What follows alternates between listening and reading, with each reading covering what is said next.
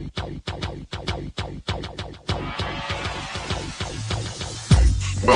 to the Odds Breakers, number one place for shared sharp betting information.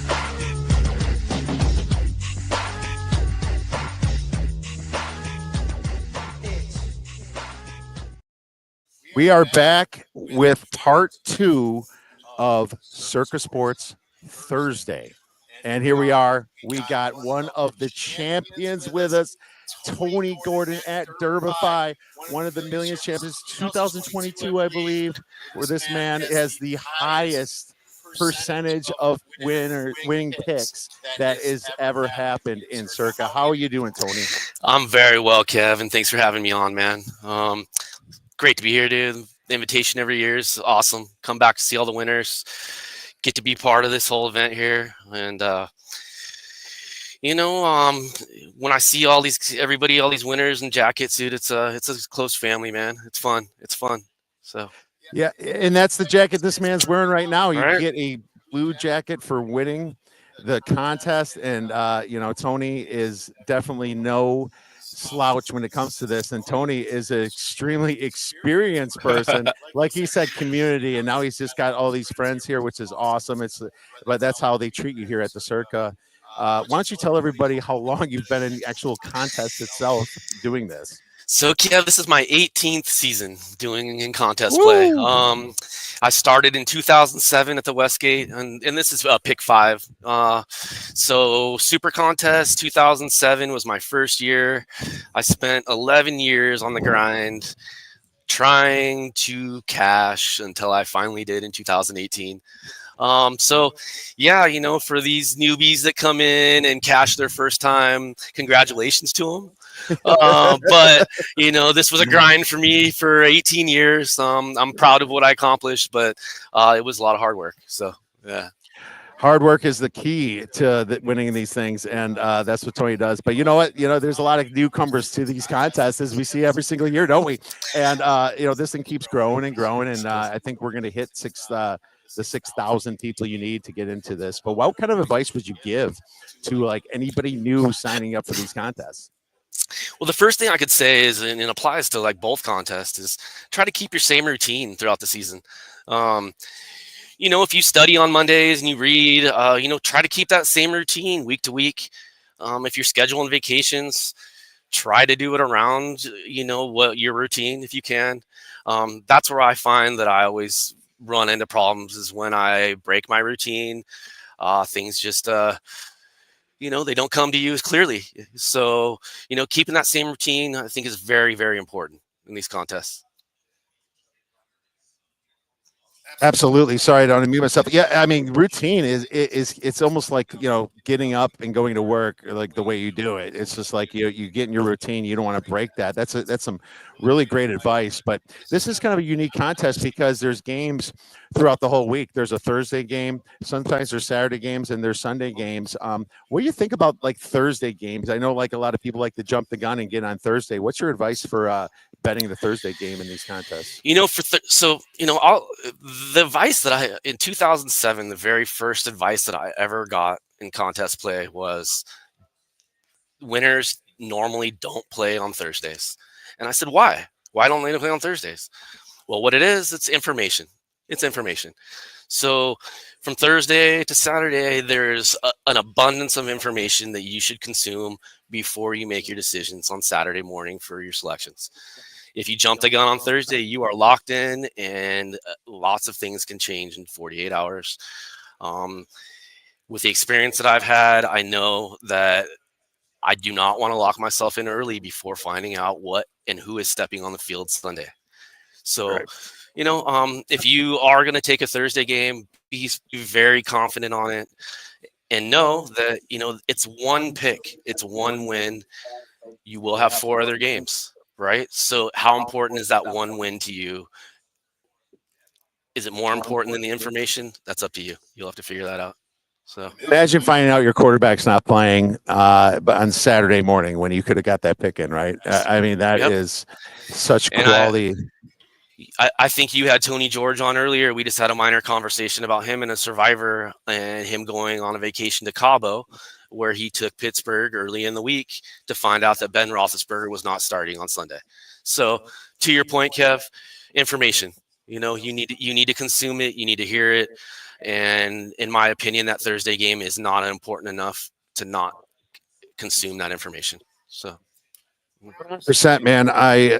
I think that waiting to the last possible minute is so important. So when you get a proxy, you got to make sure that they're ready to put your picks in as late as possible. I think that's the important thing. You don't sell out for a Friday. You want to make sure that you're getting your picks in at the very latest. absolutely. But there's also like other prizes, like booby prizes, when it comes to these things, and so they like reward you, less money, but you can win a booby prize like 25 grand for just a quarterly by just being the worst, right? So should we ever play for those booby prizes? What's your opinion on that?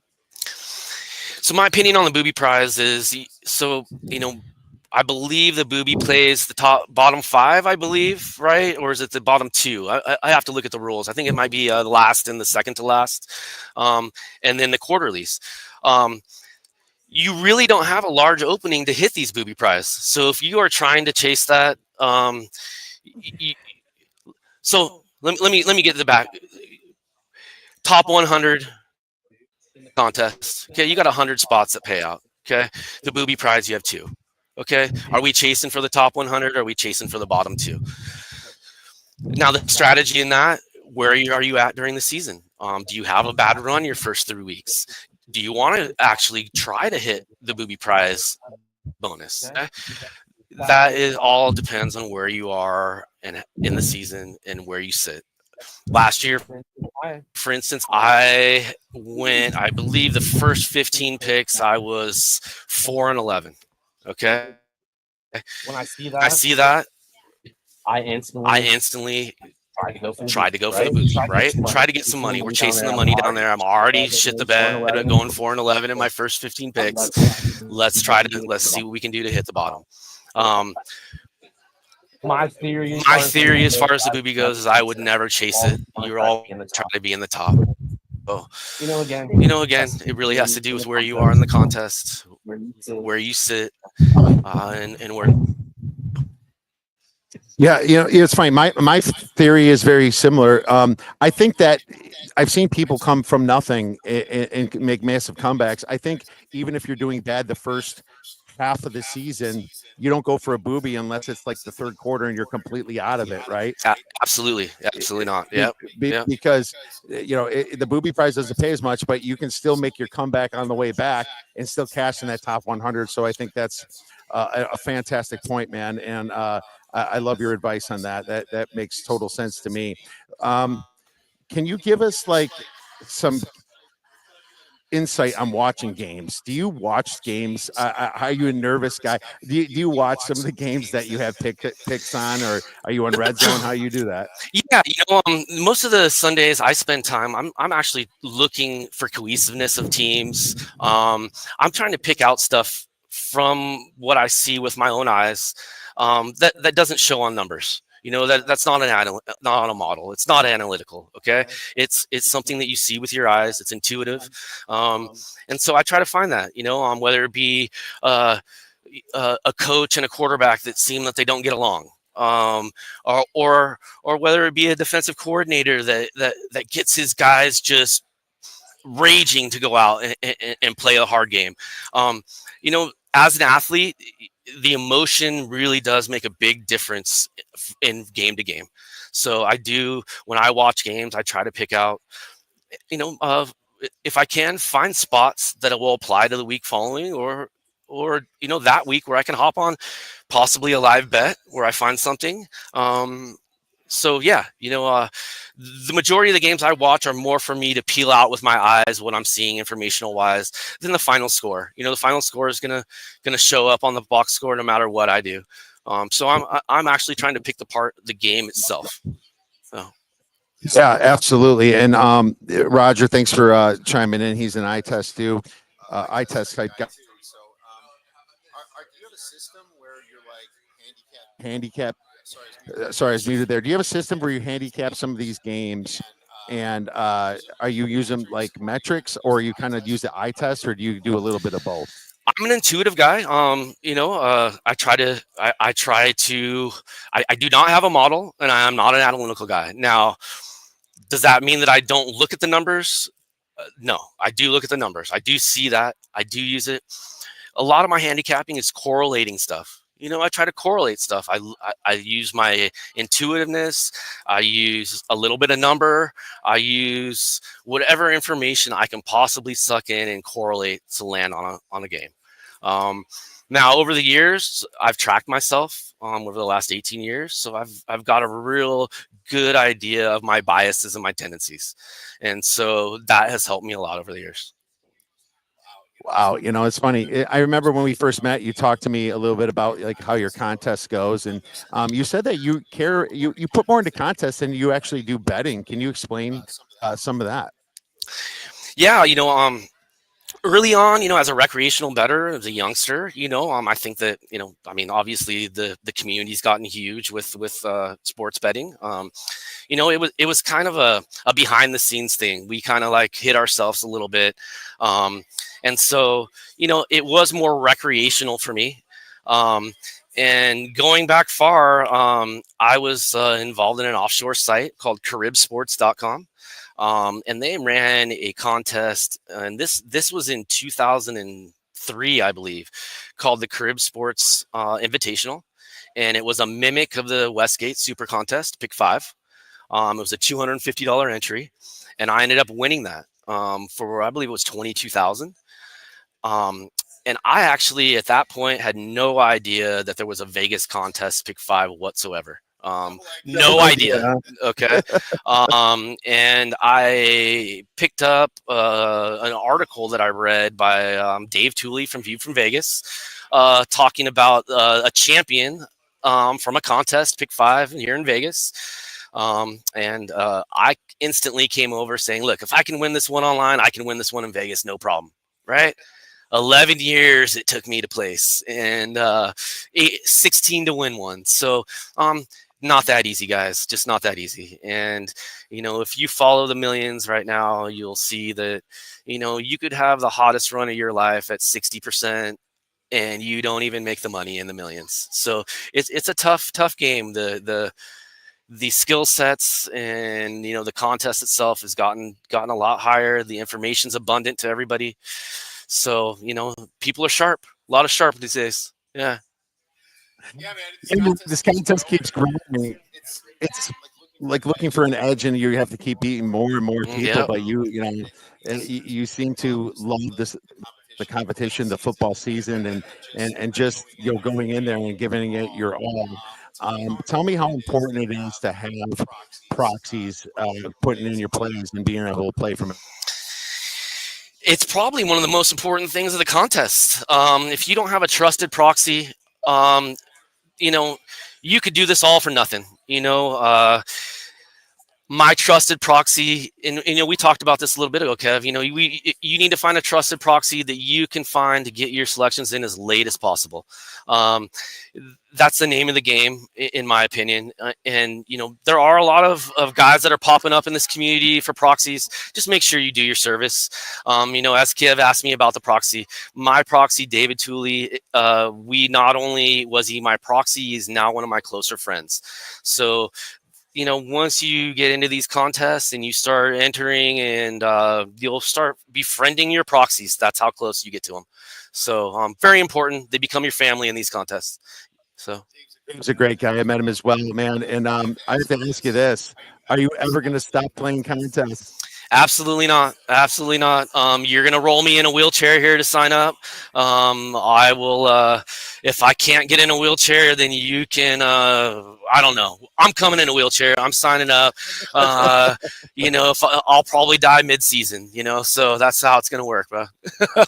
Oh, of course, man. I don't think I'm ever going to leave too. But that's Circa. Just real quick before we go, how well does the Circa and Derek Stevens and Mike Palm treat you?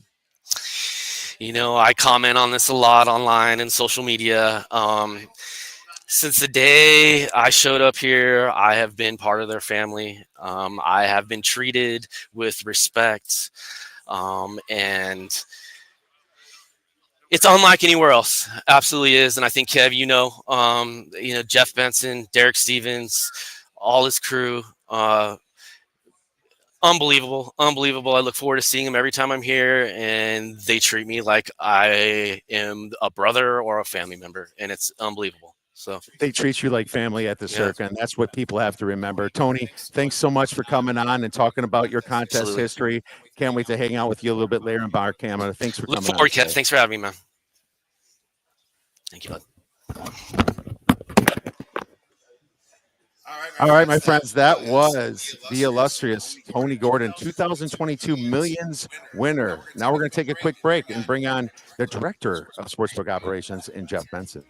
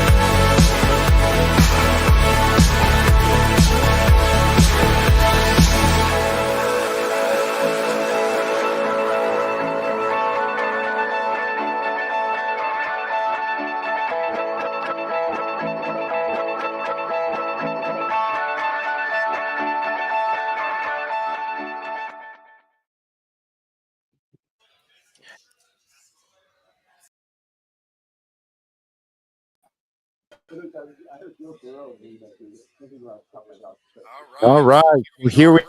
We're back. And we Sports Operations and Mr.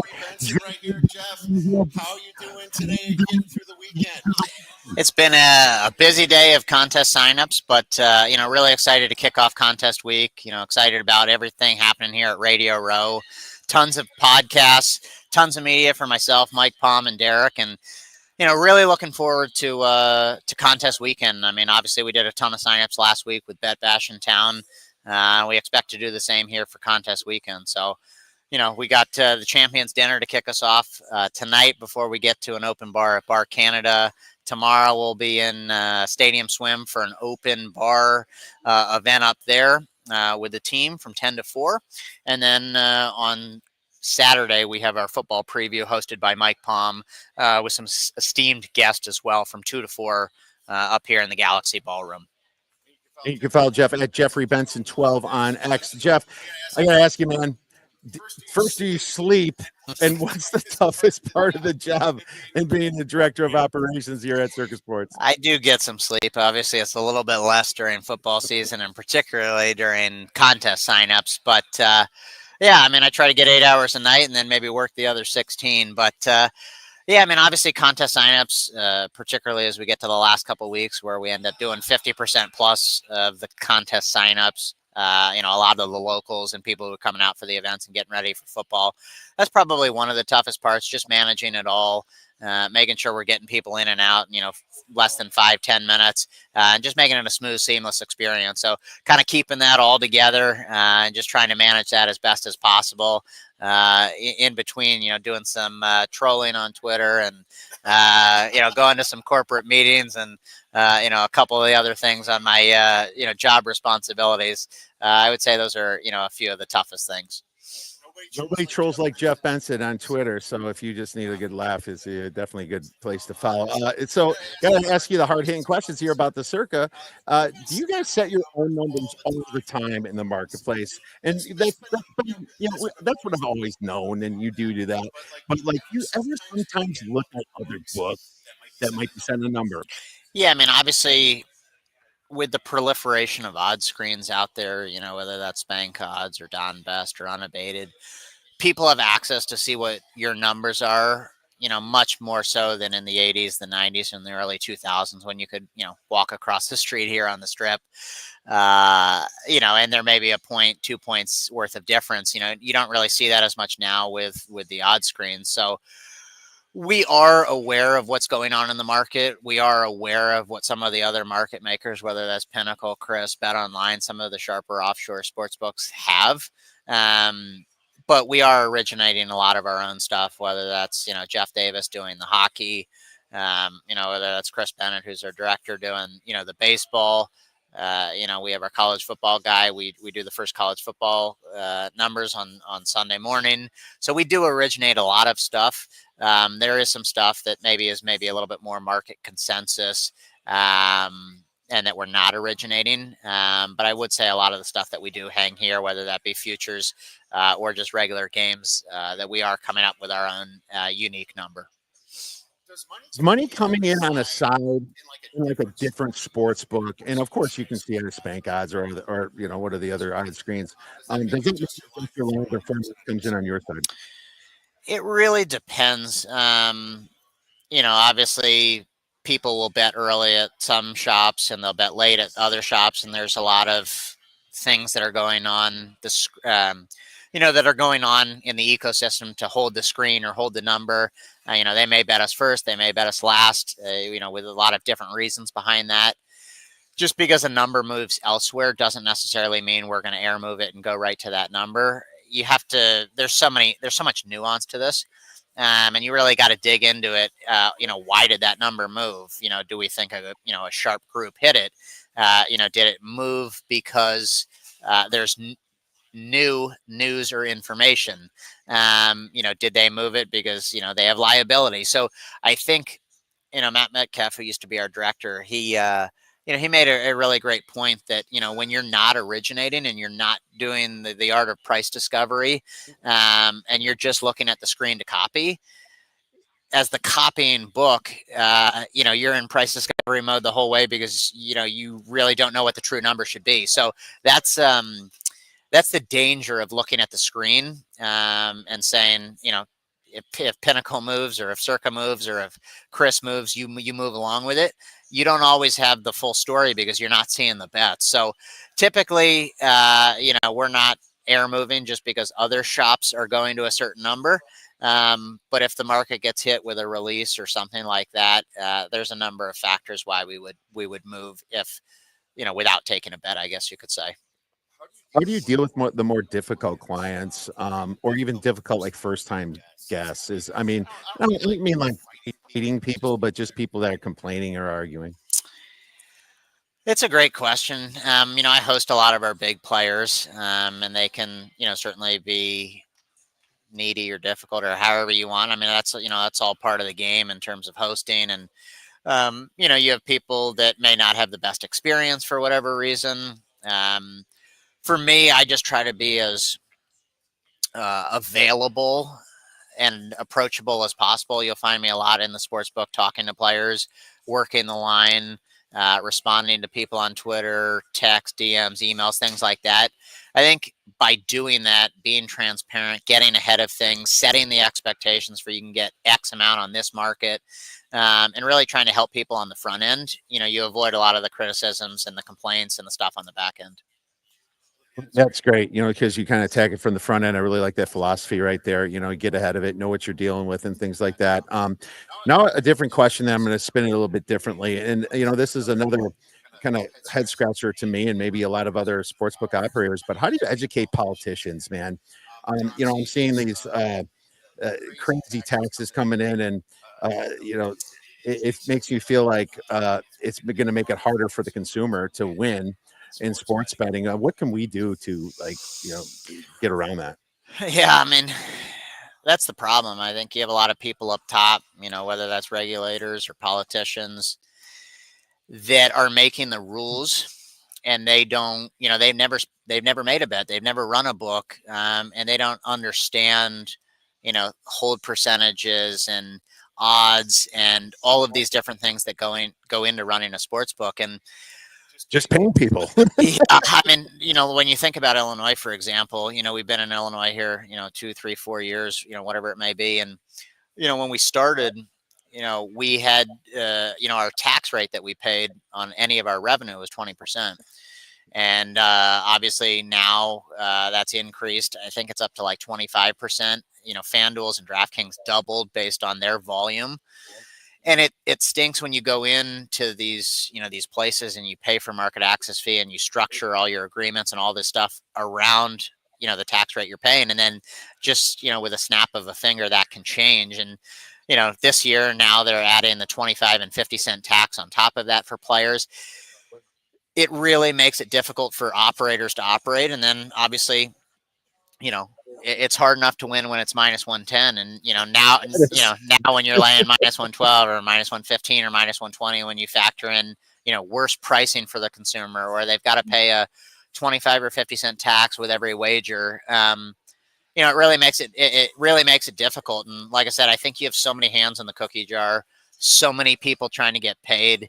People just look at this industry and they're like, oh, it's a $1 billion industry. There's so much money. Yeah. But the way that people are getting squeezed, both the bettor and a lot of these shops, the people up top now may be overtaxing things, which may be, maybe it was undertaxed to start.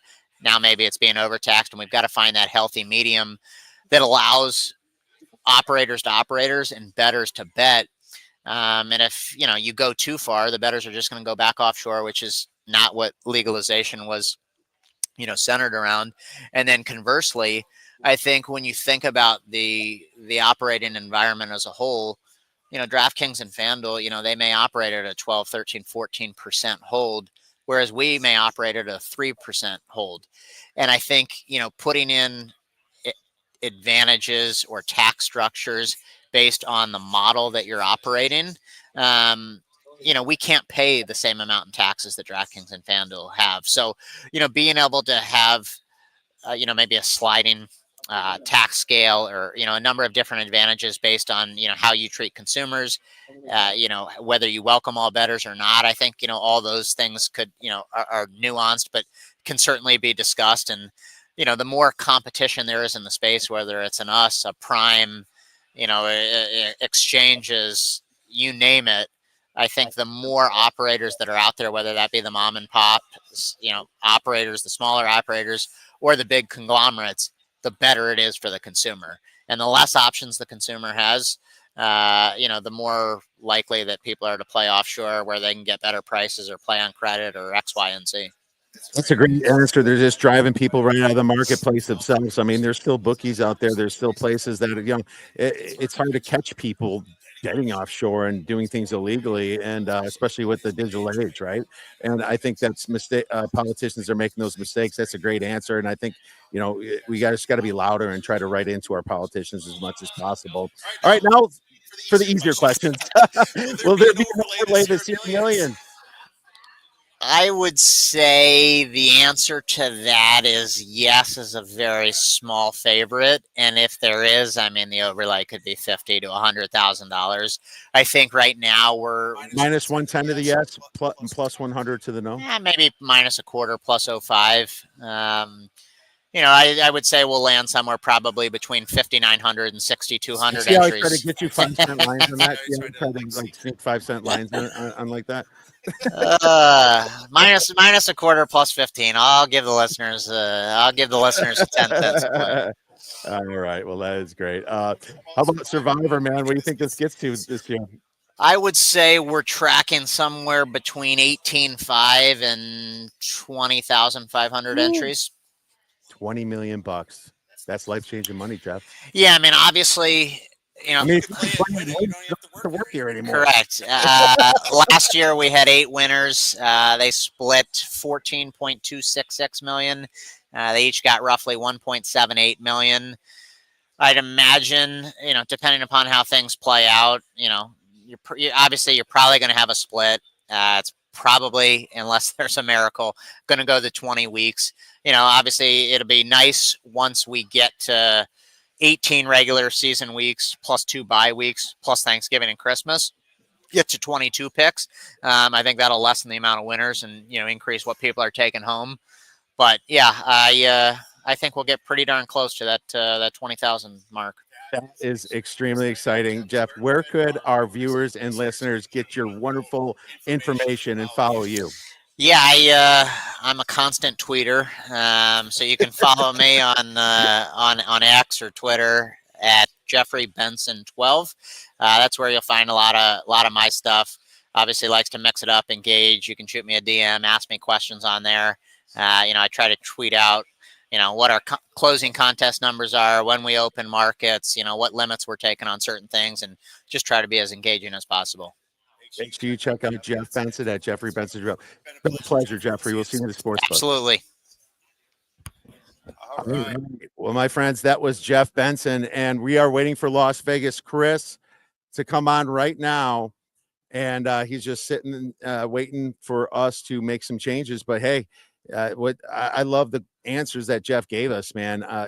We should do more and write our politicians, try to explain them and educate them, because they literally know nothing about the industry itself. And I think it's really important for us to try to get an edge in the legal books. I mean, do we have to go offshore? Will we? Absolutely, we will. But we'd much rather, get in the legal books when possible, if the politicians allow it. And I think that's very important. Very exciting that Circa Millions, he thinks, is going to get to 18.5 to 20 million, or Circa Survivor, I should say, and then Circa Millions. Very close. I think it does hit 6 million myself, but let's ask a different. Great contest winner here, one of my friends, and Mr. Las Vegas Chris. Chris, thanks for coming on today. How are you doing? How's it going, buddy? Good to see you again. I know. Chris wanted me to pick him up on the way from the airport, but I don't think my limo driver was. He wouldn't even stop at Walgreens for me today. He was a little busy, so unfortunately, Chris had to find his way here himself. But hey, you made it, and Chris, enough joking around, man. You are the best contest player I've ever met in my entire life, and it's not just these contests; it's a lot of contests, and you have a hell of a lot of experience. Can you tell our listeners how long you've been playing these contests? I think since around maybe like 15 years.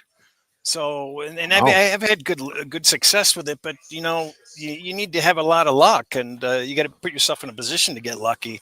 Last year, if things had ended week 16, I would have cashed 5 different prizes for 418,000, and then I completely collapsed and didn't collect a dollar. So, you've got to fade variance and get lucky, and just keep plugging away. Yeah, keep plugging away. Well, there you go. 15 years. That's a lot of experience. How many contests have you cast in? Well, I'm not sure. I think about 10, made 10 decent ones. And then this year we're doing something different. We're doing a private contest also. I like this concept. Same concept as against the Circa lines, but it's pick 100 games of your choice. So you can pick 0 or you can pick every game each week. And that takes a little bit more thinking involved, because you don't have to take those 5 picks every week. Not everybody has to, is picking from the same. Everybody's picking from the same technically, but you're not pigeonholed into the 5 every week. So you want to pick 2 one week, you want to pick 7 another week. That gives you a lot of flexibility, and there's a little bit more skill involved with that. So looking forward to having that as a smaller private contest. Okay, well, there you go. Roger says, Chris, glad to see you looking healthy. And I think health is a very important thing that we always have to remember. And Chris, nobody knows more than that than Chris. Can you tell us the importance of your health when it comes to just living itself and obviously getting in these contests? Well, if anybody's dreading getting a medical checkup or a colonoscopy, rest assured, please don't. It's silly. I was an idiot and I waited too long. And a couple of years ago, diagnosed with colon cancer, and I live with permanent effects. I had a serious battle with it for a period of time, and I'm cancer free now, but I live with the permanent effects. And $1.4 million in medical bills. So I was lucky I was insured. Some people may not, but trust me, I'm going for colonoscopy a week from tomorrow. And if that's good, then I can go 3 years without one. It'll be a really good sign. But trust me, a colonoscopy is nothing. They put you to sleep. You wake up 1 minute later. That's so important. I agree. And thanks for reminding everybody about that. Don't be scared, dude. It's there. It's there. You know what you regret not doing the easiest thing in the world, especially if you have decent insurance. Go out there and get yourself checked. Now, I got to ask you a little bit more about contest theory and how you do this. Do you ever ask any other sharp, respectable bettors or colleagues kind of their opinions on their NFL, or are you completely solo with your plays? I like to listen to what everybody has to say, from the regular square people to the uninformed to the very informed. You want to have a pulse on what people are thinking, and kind of have that as an input. I'm basically kind of following my model for the most part. My model will spit out more than 5 games a week to choose from. So I'm trying to whittle down from that. I'm spending hours and hours and hours and hours autopsying last year and the year before again. And I like to do it at this time of year because it puts me in touch and reminds me what happened last year. For gosh sakes, do you know how many times the Jets were favored last year? Take a guess. How many do you think? 3? 11. Do you remember that? No. This is the type of stuff that you pick up on when you're autopsying what happened last year. There's a lot of stuff I don't remember the way I remembered it 2 weeks ago. So not only that, I'm data mining all the spread history going back since 2016, and I'm breaking it down in a lot of different ways. And it's taking me hours and it's helping me with filters this year. I've come up with some filters I'm going to use in the contest this year, which I think are going to be helpful. Wow, that is just amazing how much time you spent into it, and you have these spreadsheets and just ways of, so it sounds like you do listen to everybody, including the non-sharps and the sharper people, and you kind of just take everything and then make your own decision, but nobody really sways you, right? No, not in the NFL. I'm pretty confident. I've had a pretty good track record. Yeah. And I've got to trust the model. I've got to trust my instincts. I got to trust history, and just hope it goes well. I like to hear other people's information to remove plays, not add them. Would you ever go for a booby prize if you're losing? I won the booby prize. I won a quarter a couple of years ago. So okay, so you did. Was it late in the year or was it early in the year? It was either the second or third quarter. But that was more or less by accident. You get to a point and had no choice but to shoot for it. But the year that I came in second and fifth, one of my entries started off with 2 1 and 4s. And I thought about it briefly, but realized you can't do that. The reason you can't do that is because there's just too many prizes on the way up. There's too many ways to win, trying to win. And because you have less of a chance of cashing a decent prize going for booby, you don't do it.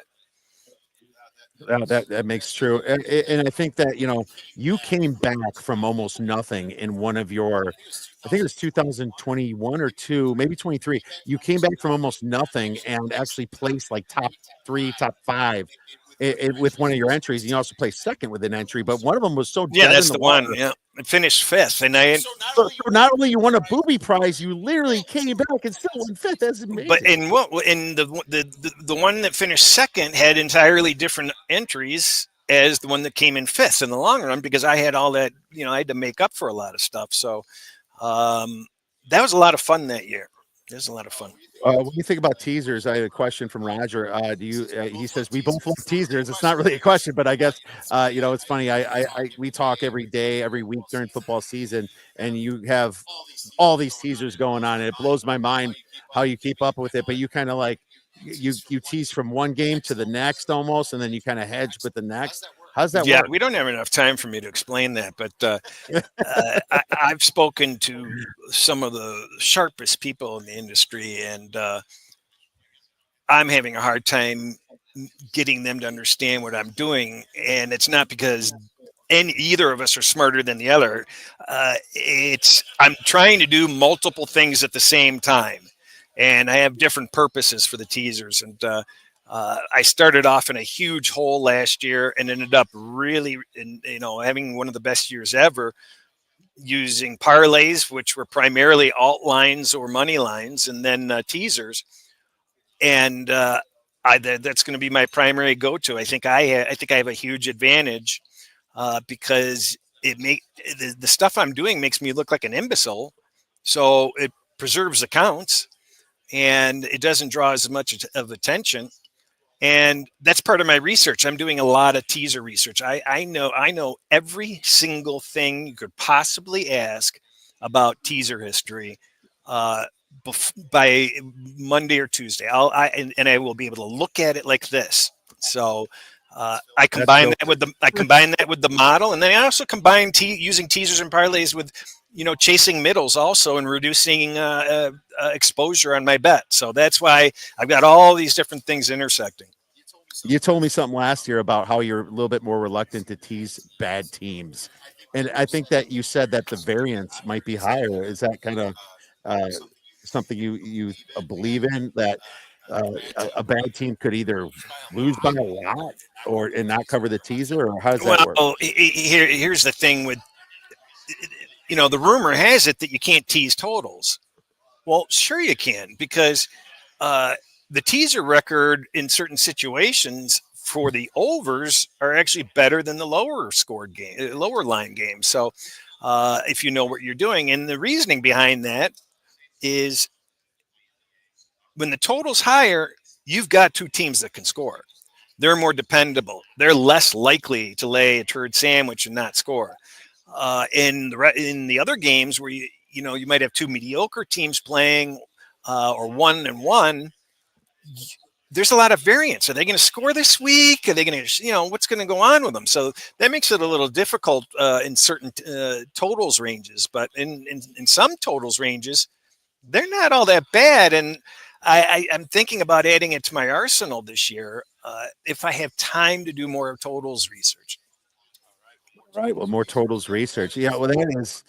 It just blows my mind how much I don't know about teasers when you talk like that. I mean, everyone knows the long teaser or the Wong teasers, 2 to 7, 2.5 to 7. 7.5 down to 1.5. It's just there's just so much more to it when Yeah, it comes to but sports but see, betting. don't feel bad because we will listen to show after show after show of sports betting personalities that are going to lie to you and tell you what you can do with teasers and what you can't do with teasers. They haven't lifted a pinky to do any research whatsoever. They know nothing. They are working off of data that is old, and it's ridiculous. They'll tell you you can't tease through zero. They'll tell you only do Wong teasers. Okay, you keep believing that. You That keep is, believing that. I agree. I hear the same thing every time almost on some of this teaser theory. I'm gonna have to have you more and just to dive into some of this a little bit more, Chris. But one final question for you: are you ever gonna quit playing football contests? The wife wanted me to retire, so I actually through most of the summer wasn't sure I was going to do any football. I pulled back from a lot of the stuff that I have done in the past, and I'm trying to get regain some time because I have no time. These teasers and parlays, they sound great, they're profitable. I'm all happy about that. I'm working 15-hour days to get that, and it really takes its toll. And I don't know. I gotta when I move to Thailand, I won't. I got to get out of the country because if I'm in the country, no, I'm serious. I told the wife, I go, listen, if we still have the dog, we can't board them, and football's going to be going. You can't expect me to sit there and know football's going on, and I'm not going to bet. So What kind of cigar is this, Chris? trash. Trash? A Yeah, I trash don't cigar? know. Good enough. Well, that's what Chris is to enjoy some of his spoils tonight because Chris is going to the victory dinner at 5 o'clock that Derek puts on for all the winners, and that's just Derek treats everybody. But Chris has always treated us great here at the Odds Breakers. Chris, tell everybody where they can find your information. Well, I'm going to probably do my weekly YouTube video with Ron. I might do some stuff with Ted. If you have the stomach for it, you can follow what I bet through Wager Talk. And that's about it. I'm on Twitter, Las Vegas Chris. There you go. Make sure you follow Chris at Las Vegas Chris. Chris, it's always been a pleasure. I'll see you tonight at Bar Canada, my friend. Sounds good. All right, my friends, that was Las Vegas Chris, the best contest player that I know. That concludes our night for our podcast Thursday. Tomorrow we'll get here early, 9 a.m. Pacific time. We're going to get on with Tony George, Mike Palm, many other guys coming on tomorrow. Make sure you tune in, talk about contest weekend. Get over to the Circa, sign up for these contests. Until now, till later, go get some winners.